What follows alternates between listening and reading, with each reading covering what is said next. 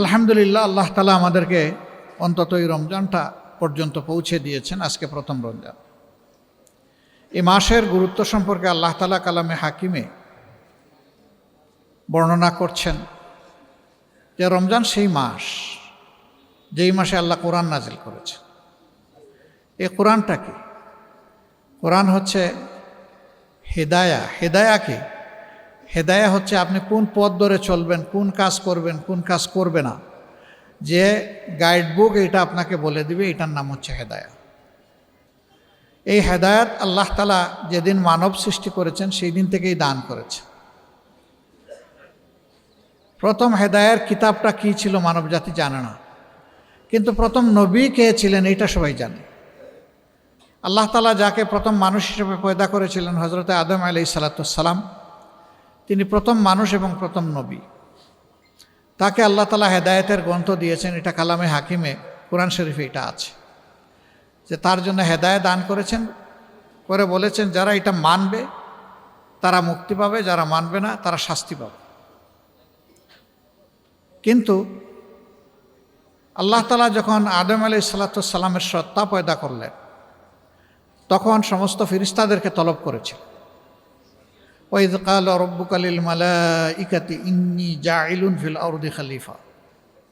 আল্লাহ আমাদেরকে স্মরণ করিয়ে দিয়ে বলেন, তোমরা স্মরণ করো সেই সময়ের কথা যখন আল্লাহ তাআলা ফেরেশতাদেরকে তলব করলেন, একত্রিত করলেন, আর তাদের সামনে এলান দিলেন, ঘোষণা দিলেন যে দুনিয়ায় আমি আমার খলিফার জাত পয়দা করতে যাচ্ছি। প্রত্যেকটি মানুষ, every individual human being is a representative of Allah সুবহানাহু ওয়া তাআলা। প্রত্যেকেই আল্লাহর খলিফা।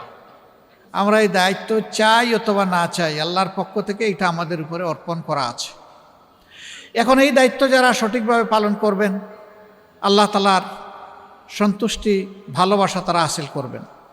যারা এই দায়িত্ব পালন করতে পারবেন না, ব্যর্থতার জন্য তাদেরকে আল্লাহর মুখোমুখি হতে হবে। আল্লাহ তাআলা স্মরণ করিয়ে দিয়ে বলেছেন, ইন্না ইলাইনা ইয়াবাহুম সুম্মা ইন্না আলাইনা হিসাবাহুম। তোমাদেরকে আমার দিকেই ফিরে আসতে হবে, ফিরিয়ে আনা হবে। তোমাদের এসকেপ করার, পালিয়ে যাওয়ার কোনো জায়গা নাই। আমার সামনে হাজিরা দিতে হবে সবাইকে। আর সেই দিন তোমাদের কাছ থেকে আমি যে হুকুম তোমাদের প্রতি করেছিলাম তা কিভাবে তোমরা পালন করেছো তার হিসাব নেওয়া আমার দায়িত্ব। আমি সেই হিসাব অনুযায়ী তোমাদেরকে তোমাদের পাওনা দিব। ফামান ইয়ামাল মিসকালা যাররাতিন খাইরান ইয়ারা ওয়া মান ইয়ামাল মিসকালা যাররাতিন শাররান ইয়ারা। যে অতি সূক্ষ্মাতি সূক্ষ্ম অল্প পরিমাণ নেকি নিয়ে, ভালো কাজ নিয়ে আমার কাছে আসবে, আমি সন্তুষ্ট চিত্তে তাকে তার পাওনা সমঝাইয়া দেব। আবার যে বড় পাপ তো অবশ্যই, নাফরমানি তো অবশ্যই, অতি সূক্ষ্ম কেউ দেখে না, রাতের অন্ধকারে সংগোপনে মাসুল পাওয়ার এক্সারসাইজ করে, অথবা কালো টাকার বলে, গোষ্ঠীর বলে, ক্ষমতার বলে যদি কোনো মানুষের উপর অন্যায় আচরণ করো, যদি আমার হক নষ্ট করো, যদি আমার মাখলুকের হক নষ্ট করো, তাহলে সেদিন তোমার এই কৃতকর্ম যত ছোট হোক না কেন তারও পাওনা তোমাকে সমঝিয়ে দেওয়া হবে। এটা থেকে তুমি রেহাই পাবে না। তার মানে হচ্ছে ছোট বড় সব কিছুর পাওনা আল্লাহর জিম্মায় মজুদ রয়েছে। মানুষকে at the day of final judgement, শেষ বিচারের দিনে মানুষের হাতে এটা আল্লাহ তুলে দেবেন। মানুষের অবস্থা সেদিন দুই ভাগে বিভক্ত। একদল মানুষ স্বাচ্ছন্দ্যে আল্লাহ তাআলার দরবারে দাঁড়াবে, তাদের চেহারার মধ্যে নূরের ঝলক থাকবে, রাব্বুল ইজ্জাত তাদের দিকে সন্তুষ্টি এবং রাহমার দৃষ্টি দিয়ে তাকাবেন। আরেক দল মানুষ দুলামদিন অপদস্থ, হাঁটু গড়ে মাথা নত করে বসবে, তাদেরকে তাড়িয়ে আনবে ফেরেশতারা, এনে আল্লাহর দরবারে হাজির করবে। সেই লোকগুলার দিকে আল্লাহ তাআলা তার রহমতের নজর নিক্ষেপ করবেন না। তার মানে তাদের জন্য ধ্বংস এবং শাস্তি অবধারিত। যারা প্রথম সম্প্রদায়, আল্লাহ তাআলার পক্ষ থেকে নাজাতের সুসংবাদ পেয়ে, বুশরা পেয়ে তারা যাবে মাবুদের মায়ার জান্নাতে। আর যারা নাফরমানি করে, আল্লাহ তাআলার সাথে বিদ্রোহী করে, দুনিয়ায় বিপর্যয় সৃষ্টি করে, দুনিয়ায় বিশৃঙ্খলা সৃষ্টি করে, সন্ত্রাস সৃষ্টি করে, মানুষকে কষ্ট দিয়ে অন্যায় অপরাধ করে, দুর্নীতি করে আল্লাহর দরবারে হাজিরা দিবেন, তাদের ঠিকানা হবে ভিন্ন। এই লোকগুলাকে ফিরিস্তারা তাড়িয়ে নিয়ে যাবেন জাহান্নামের দিকে। সেখানকার পাহারাদার ফিরিস্তা জিজ্ঞেস করবেন, কেন আজকে এখানে এসেছো কেন? তোমাদের কাছে কোনো সতর্ককারী আল্লাহ তাআলা পাঠাননি? বলে, হ্যাঁ পাঠিয়েছিলেন। তাহলে না, আমরা তাদেরকে সেদিন অস্বীকার করেছি, বলেছি তোমরা মিথ্যাবাদী, তোমরা যা বলেছো এটা সত্য নয়, আল্লাহ এরকম কাউকে পাঠাননি, আমরা তাদের কথা শুনিনি, অগ্রাহ্য করেছি।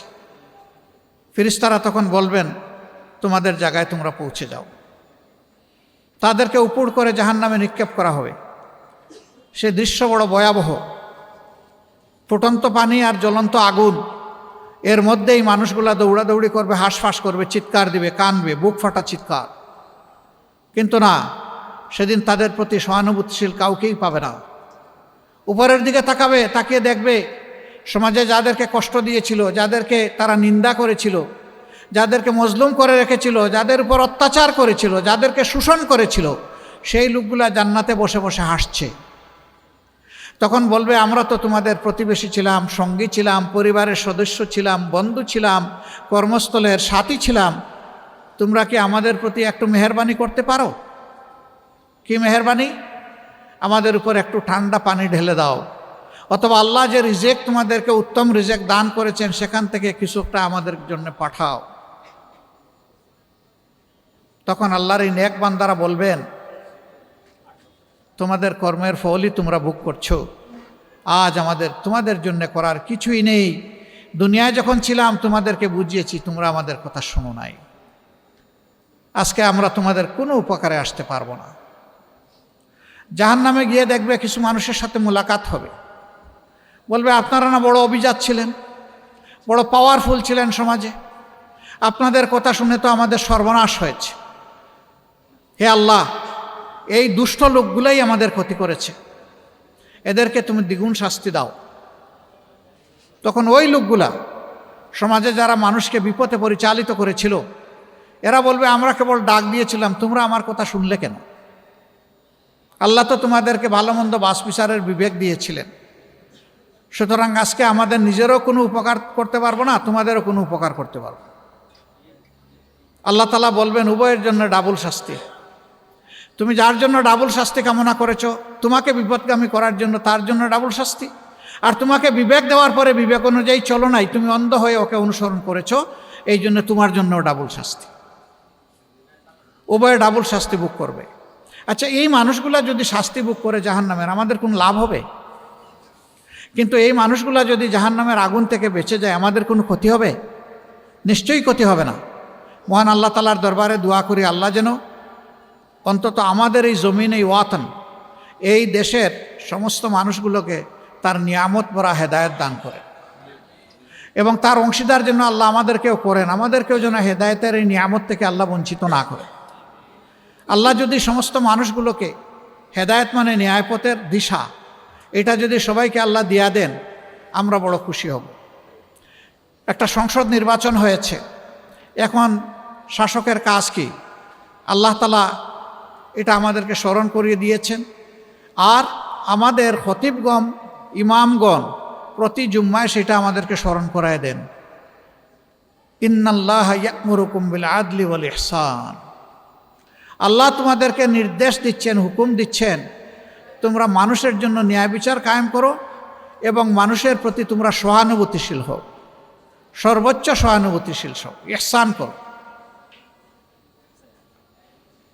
ওয়া ইতাইজিল কুরবা, আর যারা তোমাদের আপনজন তাদের হক তাদেরকে দাও। ওয়া ইয়ানহা আনিল ফাহশা ওয়াল মুনকার, আর সমাজে যত অপকর্ম আছে, নির্লজ্জতা আছে, এগুলা রুখে দাও, ঠেকিয়ে দাও, বন্ধ করে দাও।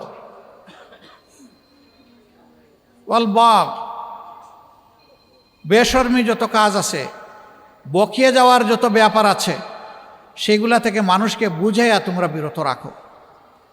আমরা আমাদের সরকারের কাছে তাই প্রত্যাশা করি।